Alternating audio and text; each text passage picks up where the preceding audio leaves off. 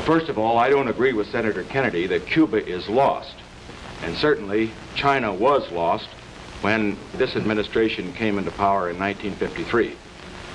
As I look at Cuba today, I believe that we are following the right course, a course which is difficult, but a course which, under the circumstances, the only proper one, which will see that the Cuban people get a chance to realize their aspirations of progress through freedom, and that they get that with our cooperation with the other of the states in the Organization of American States.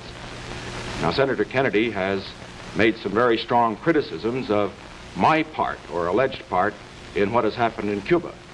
He points to the fact that I visited Cuba while Mr. Batista was in power there.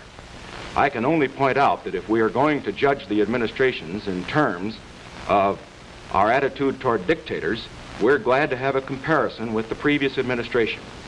There were 11 dictators in South America and in Central America when we came in 1953. Today, there are only 3 left, including the one in Cuba.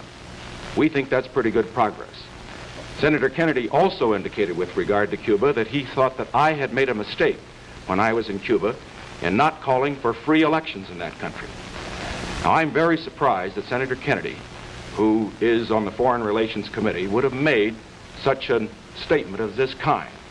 As a matter of fact, in his book, The Strategy for Peace, he took the right position.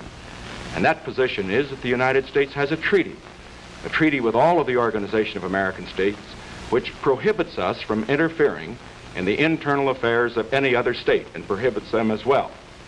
For me to have made such a statement would have been in direct opposition to that treaty. Now, with regard to Cuba, let me make one thing very clear. There isn't any question but that we will defend our rights there. There isn't any question but that we will defend Guantanamo if it's attacked.